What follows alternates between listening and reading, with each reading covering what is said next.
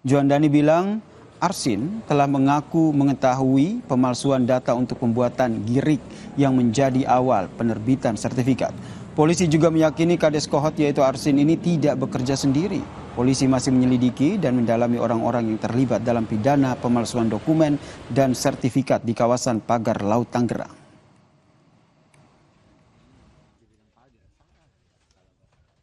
Polri tetap profesional, tetap mengedepankan praduga tak bersalah, dan nantinya pembuktian yang akan kita laksanakan. Kementerian lembaga terkait ya Pak? Peluangnya apakah kemudian diyakini penyidik bisa ditetapkan sebagai tersangka? Kita tunggu hasil gelar perkara. Berarti kan sudah ada pengakuan pun belum ada penetapan tersangka gitu ya Pak? Untuk sampai saat ini. Kan kita berprinsip pada pembuktian, terpenuhi alat bukti. Alat bukti itu berkaitan atau tidak. Inilah nanti yang akan kita gelarkan. Mohon doanya dalam waktu dekat. Kalau enggak salah, kalau saya analisa dari penyidik, mungkin dalam minggu ini atau minggu depan kita sudah bisa menggelarkan. Tadi di sono saya berdebat sama Pak Lurah. Pak Lurah ngotot bahwa itu dulunya empang.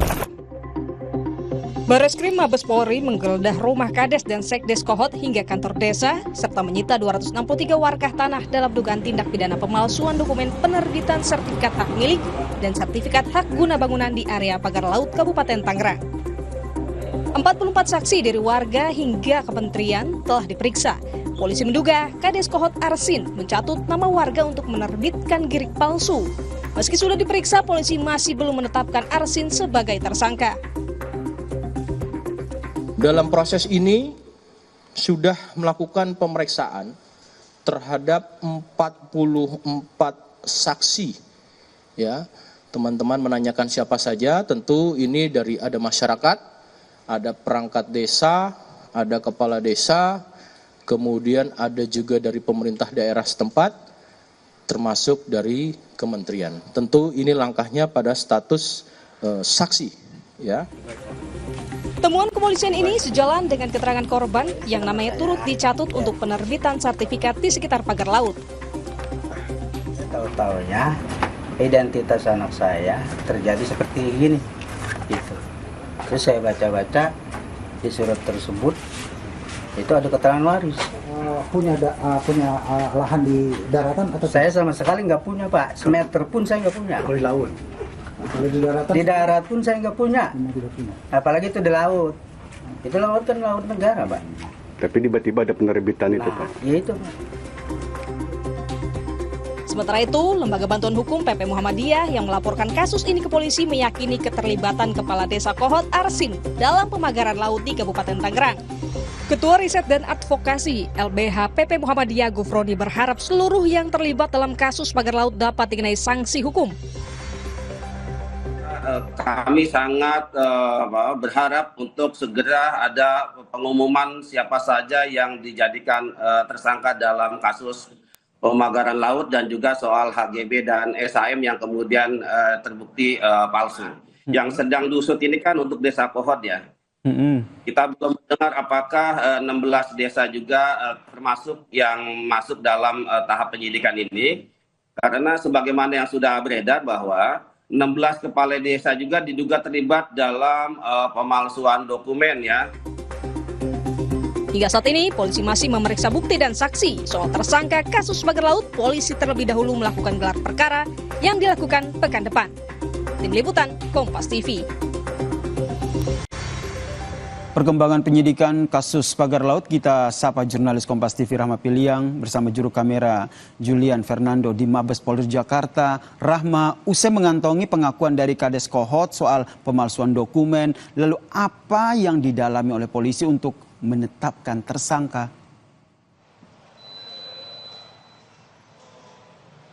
Ya, Yasir dan juga saudara, walaupun dari penyidik ini sudah mengantongi dari pengakuan-pengakuan dari Kades Kohot begitu ya, dan juga alat bukti yang sudah dikumpulkan begitu, namun tidak bisa serta-merta dari penyidik ini untuk menetapkan tersangka apalagi untuk langsung menetapkan Kades Kohot ini sebagai tersangka dalam kasus pemalsuan surat penerbitan SHGB yang ada di Laut Tangerang, Banten begitu, Yasir dan juga saudara. Tentunya untuk bagaimana untuk menetapkan tersangkanya, dari penyidik ini akan melakukan dan juga harus ada pembuktian lewat dari keterangan saksi begitu, dan juga alat bukti yang berkaitan, apakah alat bukti yang disita ini berkaitan atau tidak dengan kasus ini, dan juga bagaimana dengan terpenuhinya alat bukti, di mana kita ketahui bahwa beberapa hari yang lalu dari penyidik ini sudah melakukan penyitaan terhadap beberapa barang-barang yang sudah dilakukan penggeledahan di kantor desa Kohot, di mana beberapa barang yang sudah disita itu adalah 1 buah printer, 1 unit layar monitor dan keyboard, dan juga stempel sekretariat desa Kohot. Jadi mana alat ini diduga digunakan untuk membuat atau memalsukan girik atau surat-surat izin begitu, Yasir dan juga saudara. Dan dari Dirtipidum Bareskrim Polri, Brigjen Juhandani menyebutkan bahwa memang mengkonfirmasi bahwa pengakuan yang disampaikan oleh Kades Kohot begitu, bahwa alat-alat yang disita ini digunakan untuk membuat surat izin palsu di lahan pagar laut Tangerang. Dan inilah yang akan diperiksa begitu ya dari penyidik, dan akan didalami baik dengan keterangan-keterangan saksi, di mana bahwa saksi-saksi yang sudah diperiksa ini totalnya sudah ada 44 orang saksi yang diperiksa, termasuk dari korban-korban begitu, perangkat desa, pemerintahan daerah, termasuk juga ada dari Kementerian ATR BPN yang sudah menjadi saksi begitu. Dan untuk dari status dari 44 orang ini masih statusnya masih saksi begitu ya, Yasir dan juga saudara.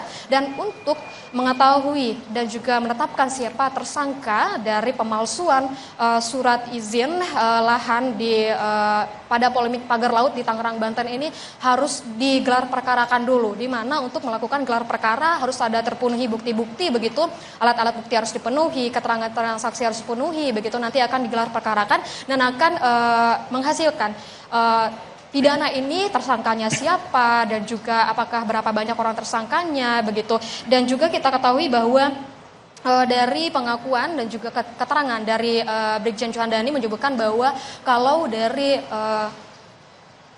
kasus ini tidak hanya sendiri saja dari Kades Kohot yang melakukan pemalsuan begitu, pasti adanya pihak-pihak lain yang turut melakukan yang juga turut dalam kasus pemalsuan surat izin di lahan pagar laut di Tangerang, Banten begitu ya, dan kita masih menunggu pemeriksaan saksi masih dilakukan begitu, dan juga pemenuhan alat bukti, dan juga bagaimana untuk keterkaitan alat bukti ini didalami oleh penyidik, dan kita akan nantikan siapa tersangkanya, mengingat untuk gelar perkara ini sendiri kemungkinan akan dilakukan pada minggu ini atau minggu depan, Yasir.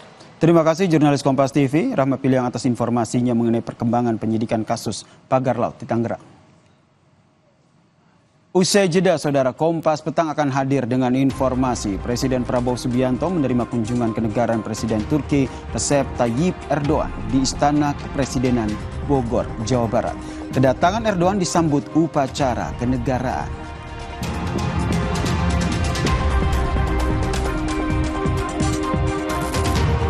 Bertemu dengan Presiden Turki Erdogan, Presiden Prabowo Subianto tegaskan bahwa kemerdekaan bagi Palestina adalah solusi untuk mewujudkan perdamaian.